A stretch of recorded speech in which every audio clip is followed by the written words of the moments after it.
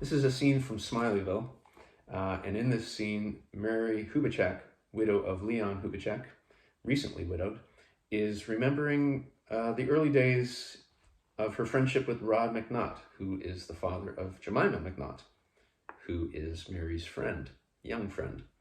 And she's recalling the days they first met, she and Rod first met in 1964. I'm going to read it to you, and bear with me if I make some mistakes. Once she would have known everything, but that was years ago. They had met in 1964 during their first year at University of Guelph.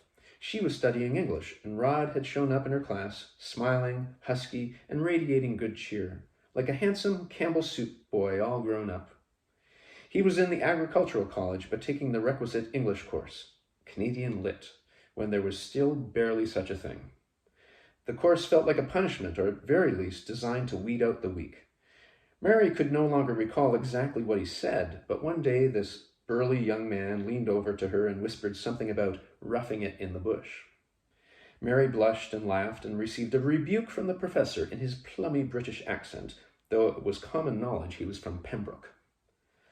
Rod was the first American Mary had ever known. She had expected someone louder, but Rod was quiet and thoughtful and interested in Canada's fledgling ideas about supply management. Raised in a small Ontario town of little significance, Mary knew nothing about farming, rarely thought about where her food came from, for that matter. She couldn't say she got as excited about poultry production as Rod did, and Rod's excitement was more of a studied enthusiasm than something he got worked up about. But Mary took it all in, as she was taking in everything new, different, even radical, compared to all that she had known before. Case in point, a boy could be a good friend. They studied together, went for coffee after class. She helped him find a birthday present for his mother, a plate depicting the pioneer churches of Wellington County.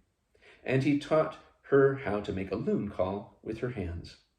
Couldn't you just eat him up? Cooed her girlfriends, the majority of whom weren't studying for careers and higher education, but biding their time before marriage. Majoring in men, the saying went around school. Mary agreed Rod was a catch and urged her friends to date him. Instead, they deflected it back. You should go out with him, they said, which made her wonder what was wrong with him if he wasn't good enough for them, but fine for her. For that matter, what was wrong with her? She told them she didn't think of Rod that way. He was more like a brother or a cousin you really got along with. And she was sure he felt the same way about her. With Mary's help, Rod suffered through Bliss Carman and Morley Callahan, and the school year came to an end. Rod returned home to East Aurora, New York, where his family ran a small farm. Mary visited once, her first time in the United States. She traveled by train to Buffalo and immediately noticed that people were more friendly, but less sincere. Rod picked her up at the train station in a truck that smelled of hay and manure. Rod, to be honest, smelled like manure. It sticks on you, he said. I never noticed at school, Mary replied, not even at first. I took a 1-week cow shit sabbatical before I went away. Over 3 days, she drank raw milk and rode a tractor. She helped put up a fence and watched with special attention as Rod drove the posts into the ground, sweat staining his shirt. They spent free time in Rod's room listening to the Byrds, Bob Dylan, and, Mary remembered this in particular, King of the Road by Roger Miller. On warm evenings, they opened Rod's bedroom window and climbed onto the porch roof, bringing the portable record player with them. Into the night they sang out, Ain't got no cigarettes. Mary slept in a spare room vacated by an older sister, with 4-H medals hanging from the corner of the mirror and a bedside lamp in the shape of an anchor. She imagined a life like this someday, living in the country, fresh air, nature. She thought of Rod asleep in his own bed and wondered what he imagined for himself.